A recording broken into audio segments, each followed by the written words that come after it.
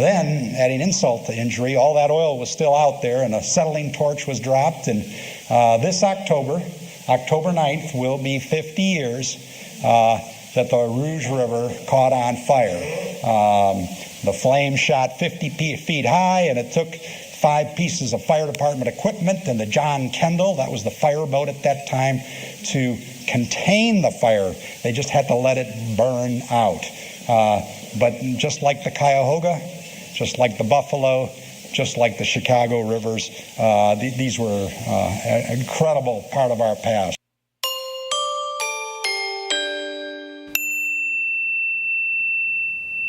And please join me in welcoming Dr. John Hartig.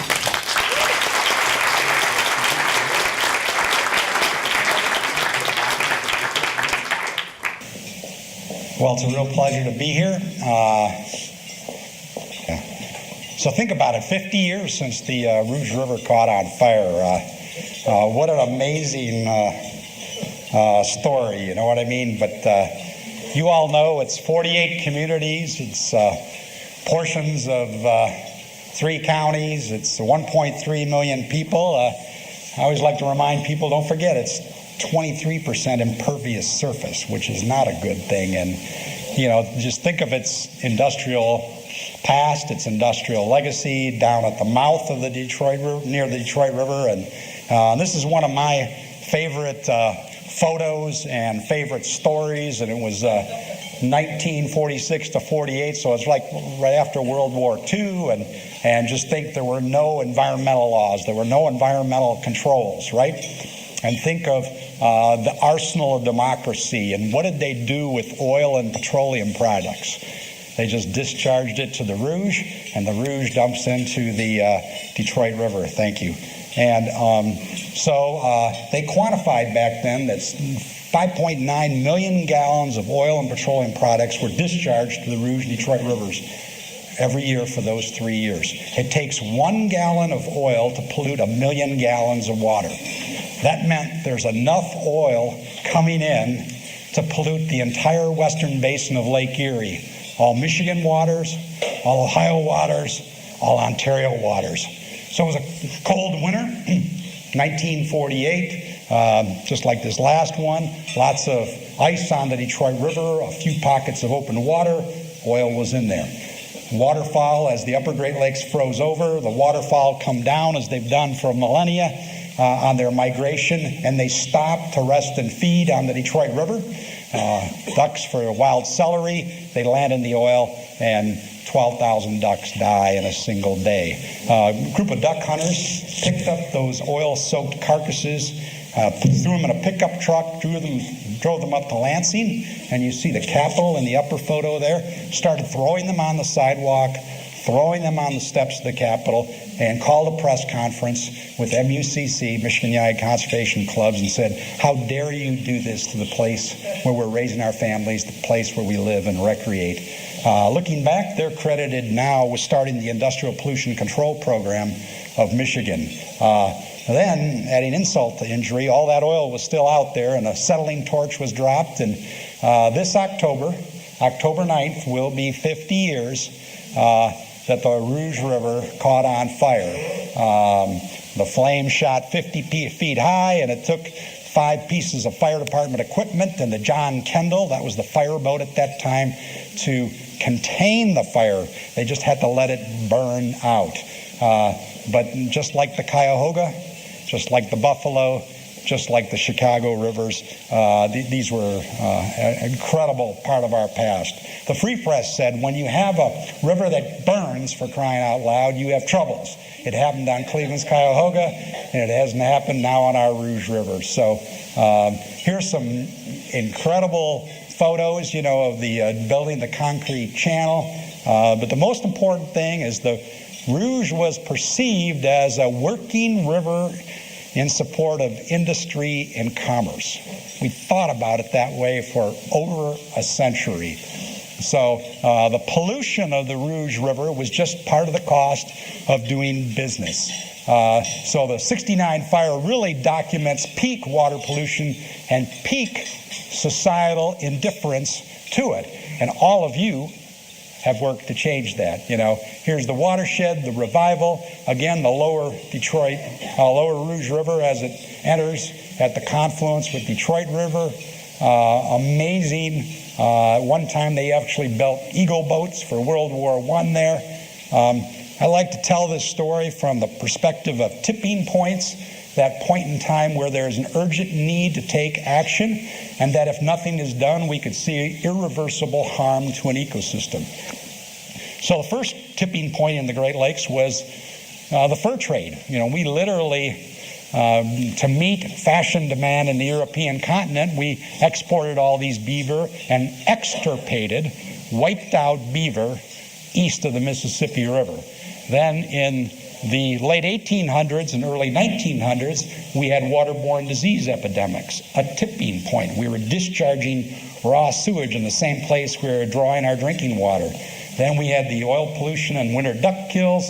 But then another one, a tipping point for the Rouge, was odor problems and raw sewage and leptospirosis in 1985. I'll tell you 3 quick stories. A photo from 1985.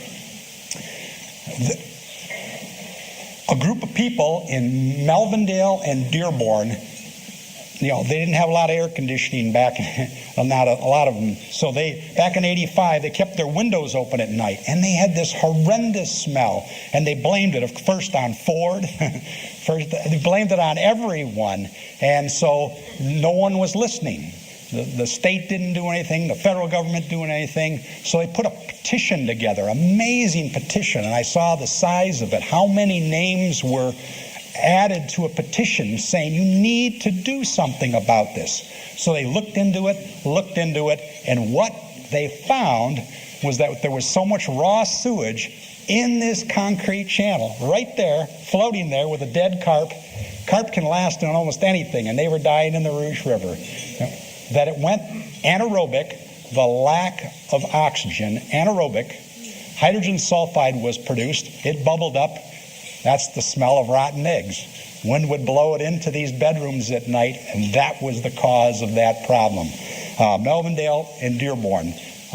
Then, same year, a man and his family were recreating on the Rouge Parkway, and they were hiking, and the bank of the Rouge River was slippery, and he fell down the bank, got wet, no big deal. He dried off. They finished their picnic, went home, and started to get very ill. He died a little over 24 hours later of leptospirosis, rat fever.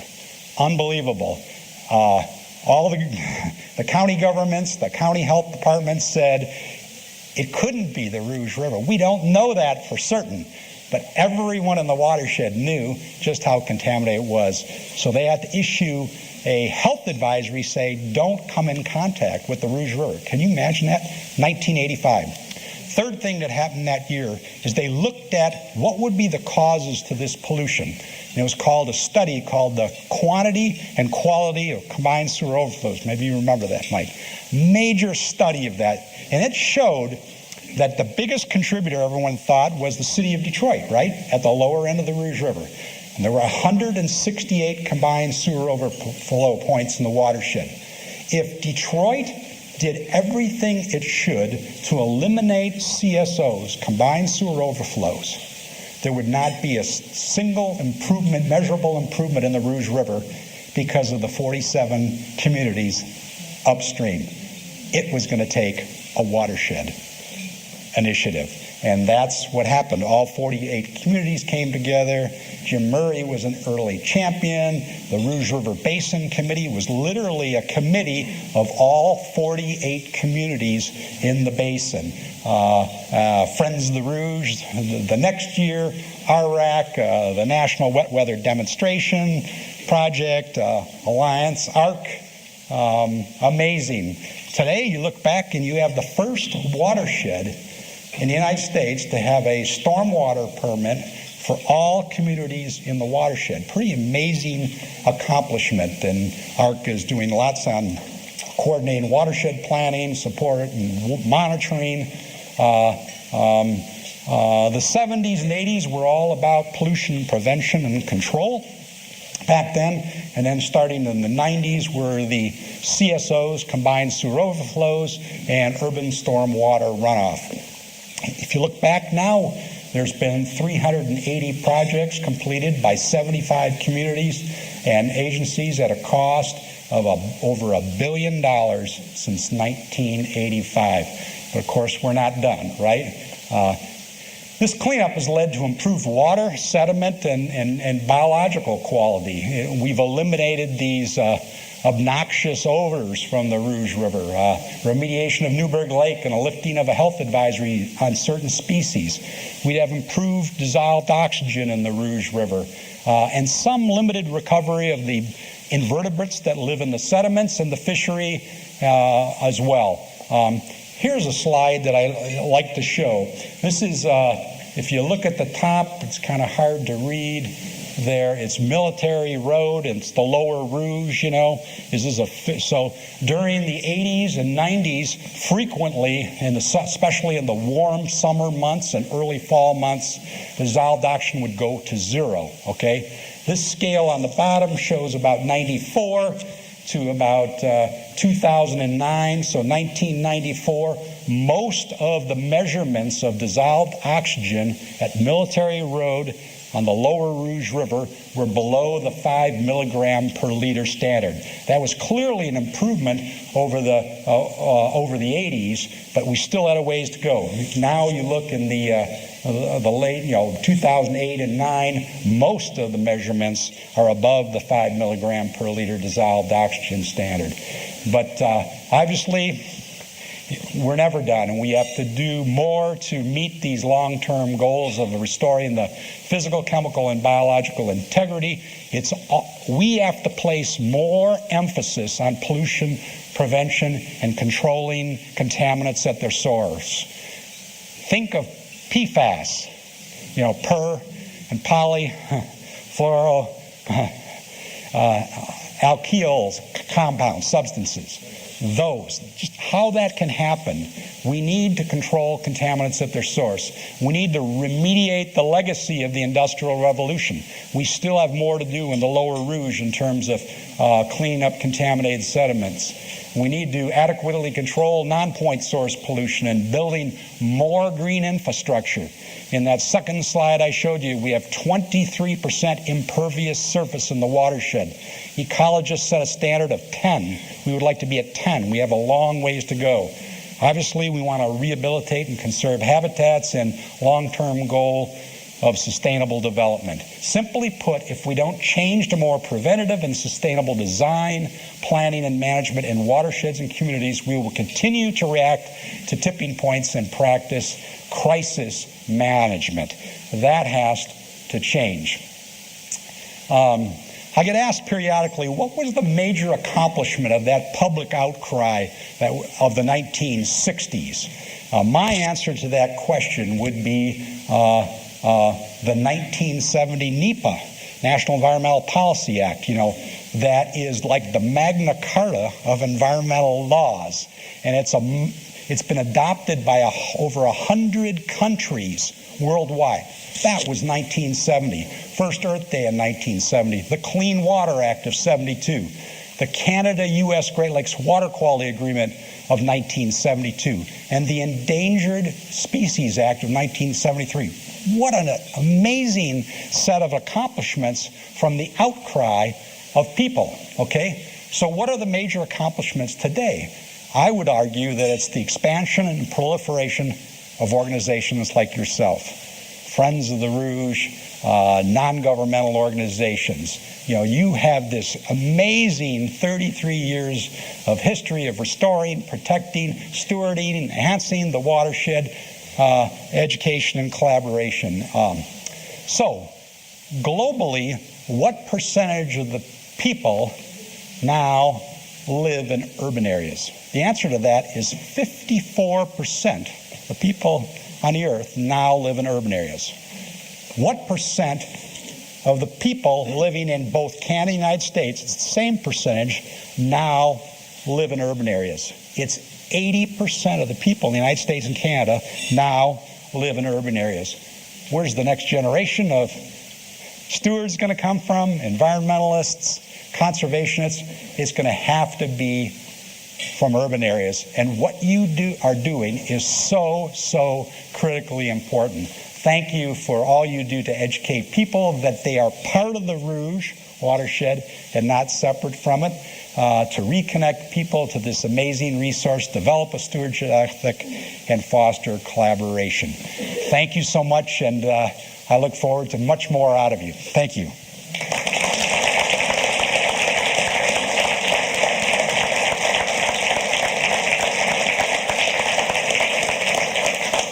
I don't know where Marie is, but if there was a quick question, I could take one, or if not.